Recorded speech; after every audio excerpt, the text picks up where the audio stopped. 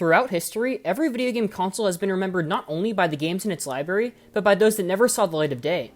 From the cinematic, Uncharted-esque Star Wars 1313 to the space bounty hunter fantasy that would have been Prey 2, every system has its fair share of lost games, and Sony's PlayStation Vita is no different. Today, we'll explore the Vita games that never released, on a journey that will take us from the plains of Pandora to the depths of Rapture. So sit back and relax as we begin with 4 ill-fated games with a common tie, the Sony-owned Bend Studio. While it's been rumored for years that Bend had planned on creating an infamous game for the Vita, it wasn't until just recently that, in an interview with Game Informer, Days Gone game director Jeff Ross let it slip that an infamous spin-off for the Vita was, at one point, in the works. While any concrete details on the cancelled project and why it was scrapped are still unknown, the potential of exploring the infamous universe on the Vita in an open-world game alone is enough to make this story heartbreaking. And then there's the rumored sequel to Uncharted Golden Abyss. Apparently, Sony was all for a new chapter of Uncharted on the Vita, but Naughty Dog, fearing that another spin-off would bring about series fatigue, didn't want Ben to pursue the project. Not wanting to act against Naughty Dog's interests, Ben decided to move on. While this info does come from an anonymous Reddit user, other claims made by the same individual, specifically regarding a cancelled Infamous game, grant some legitimacy to the claims. Which brings us to Ben's third and fourth cancelled projects, both of which would have been brand new IPs, and neither of which seem to have advanced past the conceptual phase. Virtually nothing is presently known about the first project, other than the fact that it would have bore a steampunk aesthetic. The second title would have been a futuristic sci-fi game wherein the player can run around the city and scale buildings with their jet boots. Bear in mind that this info too comes from the anonymous Reddit user, though I am, once again, inclined to believe his claims. We now shift gears from Bend Studio to adventure game powerhouse Telltale Games. Though perhaps not to the same extent as, say, severed developer Drinkbox Studios, Telltale was, for a long time, a strong supporter of the Vita. While all 3 titles suffered from some annoying technical issues, Telltale's first 2 seasons of The Walking Dead, as well as the superb first season of The Wolf Among Us, all stand as some of the best narrative-driven experiences on the Vita, which makes the cancellation of 3 more Telltale Vita games all the more disappointing. Specifically, I'm referring to Season 1 of Minecraft Story Mode, Game of Thrones, and, perhaps most heartbreakingly, the excellent Tales from the Borderlands. All 3 titles were briefly featured in an E3 2015 sizzle reel showcasing upcoming Vita games, though nothing else was ever shown but their respective logos. While the cancellation of the former 2 titles is disappointing, the true shame lies in the termination of Telltale's Vita port of Tales from the Borderlands, a game that, in my opinion, serves as the developer's magnum opus. We now move on to what would have been a brand new IP, and a PlayStation Vita exclusive at that, Chronos Materia. This RPG was announced way back in 2013, before being quietly axed in April of 2016. The game's premise would have revolved around a group of young adventurers being dropped into a mysterious world and subsequently forced to survive, all while learning the nature of how they arrived there in the first place. In typical JRPG fashion, the gameplay would have mainly involved you attacking monsters for XP, thus strengthening your character. Time travel would have also been a major component of the game, with the player being able to turn back time while still having their character retain their stats. Sadly, after years of radio silence, the project was quietly scrapped, though the Atelier series of Vita RPGs more than filled the void left in its wake. When gamers think of cancelled Tom Clancy games, chances are their minds go straight to the promising Rainbow Six Patriots, a story-driven FPS that was later replaced entirely with the tactical shooter Rainbow Six Siege. But there exists yet another ill-fated Tom Clancy game, one that would have brought the Ghost Recon series to the PlayStation Vita. Ghost Recon Final Mission. The game was leaked alongside a Vita version of Assassin's Creed 3 in 2012 via retailer listing, though virtually nothing else is known about the game outside its title.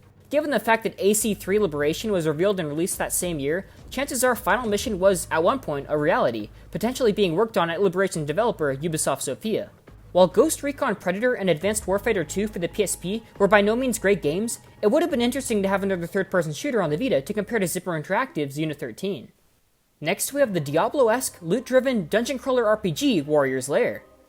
Originally unveiled back in 2011 under the working title Ruin, Warriors Lair stands as one of the earliest games to show the true promise of Sony's then-new handheld, promising gamers the ability to transfer active games between the PS3 and Vita versions of the game through cloud storage, with both titles planned to be sold together as a combined package. The main draw of Warriors Lair, however, stemmed from the creation tool aspect of the game, which would have allowed players to create and edit their own dungeons for other players to explore, effectively allowing the player base to constantly be creating new content to enjoy. Unfortunately, indications that the game was in trouble first appeared when developer Idle Minds was taken off the project, with MLB The Show and Killstrain developer Sony San Diego taking over. The title was cancelled soon thereafter, with Sony apparently unhappy with how several early Vita games were scoring on Metacritic, instead deciding to pursue other projects. Next up, we have the doomed Vita version of one of this generation's most talked about indie games, Hyper Light Drifter. This gorgeous 2D, fast-paced RPG follows the Drifter, a character who wields old-world technology and is suffering from a crippling illness, the latter of which was actually inspired by lead developer Alex Preston, who suffers from a heart disease. The game was fully funded on Kickstarter, with a $600,000 pledge standing as a far cry from the $27,000 originally requested by Preston. Unfortunately, while the game did ultimately release on PC and all the major systems, the Wii U and Vita versions of the title were scrapped in the process. While Preston cited his health issues as the main reason behind the decision, the fact that the Vita version had been fully funded by patrons and still ceased to exist understandably upset many of those who originally backed the project. While Just Add Water, the team behind the Oddworld Vita ports, has offered to bring the title to the Vita, chances are the Vita version of Hyper Light Drifter will never see the light of day. Next up we have Nier, an action RPG that released back in 2010, and just recently was followed up by the excellent Nier Automata. The game's storyline follows a father who is granted powers from a mysterious book, which he in turn uses to defend his daughter against nearby monsters. The game from this point jumps forward some 1300 years, and continues to raise more questions until the very end. While many praised the game's complex narrative, Nier was heavily criticized for its lack of visual polish and what some viewed as poorly executed gameplay mechanics. The Vita version of the game, which would have combined elements of the slightly different PS3 and Xbox 360 editions, was going to be handled by development company Orca. Unfortunately, after joining the Dragon X10 team, Orca was ultimately forced to shelve the project. Our next game is the Zone of the Enders HD Collection, which would have combined the original game with its 2003 follow-up, Zone of the Enders: The Second Runner. The collection was announced by none other than Hideo Kojima himself, who revealed plans to bring both Zone of the Enders and Metal Gear Solid to the Vita through ports of their respective collections. While the Metal Gear HD collection on Vita did ultimately come to fruition, Kojima's other franchise never made the transition, with a lukewarm reception on consoles and a lack of Vita sales presumably to blame. Next up we have not one, but two Final Fantasy games. The first is Final Fantasy Type 0, a solid action RPG that released on the PSP back in 2011. Despite heavy petitioning by Western fans, localization of the title never actually came to fruition, though an HD version was announced to be coming to the Vita in a PlayStation blog post from 2014. Unfortunately, the Vita version never came, with the HD version instead skipping the system in favor of the PS4 and Xbox One. While a version of Type 0 HD for the Vita never actually began development, Square Enix did go on to promise that Final Fantasy Agito, a free-to-play action RPG developed for mobile devices, would be coming to the Vita in 2015. But as the game itself underwent drastic changes, the Vita version was ultimately scrapped. Our next title is the proposed Vita-exclusive real-time strategy game Terra Forge. One of several concepts drawn up by developer Cohort during their partnership with Sony, the game would have had the player effectively assume the role of Mother Nature, defending Earth and its inhabitants from a race of alien invaders. Terra Forge would have allowed the player to manipulate the terrain and summon the likes of tornadoes, earthquakes, and volcanoes, and would have primarily used the system's touchscreen and rear touchpad. Sony ultimately turned the project down, thus leaving Terra Forge as little more than a forgotten concept. Next up, we have the excellent fantasy tactical role-playing game, The Banner Saga. Set in a world inspired by Norse mythology, the game follows a caravan of humans attempting to combat a warlike race known as the Dredge. Originally announced for the Vita back in 2014, the project was ultimately cancelled in July of 2017, after years of work and money had already been invested into the project. The game's engine proved to be a major obstacle in developing for the Vita, while the game suffered from several performance issues. While the project did go on to launch on a variety of platforms, most recently the Nintendo Switch, the Vita version was eventually abandoned.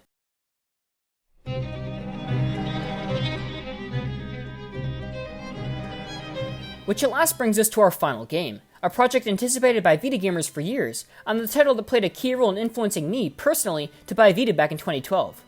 I am of course referring to the ill-fated Bioshock Vita. Originally announced at E3 2011 by none other than the father of Bioshock, Ken Levine, nothing was known about the game for years. In 2014, Levine took to Twitter to explain the situation, inferring that there was disinterest to pursue the project at 2K Games in the wake of poor Vita sales. As Levine put it back in 2011, the game would have had a unique voice in the series. A far cry from the first-person shooter trilogy seen on consoles, Bioshock Vita would have been a tactical RPG in the same vein as Final Fantasy Tactics, set in pre-Fall Rapture. While this setting was later briefly explored in the Bioshock Infinite expansion Burial at Sea, it would have been interesting to get to explore more of Andrew Ryan's Utopia, especially in an RPG-like experience. And with that, we bring this investigation to an end. While there are many more cancelled Vita games I could have mentioned, the titles listed here were all the major projects that never came to fruition. That we know of, at least.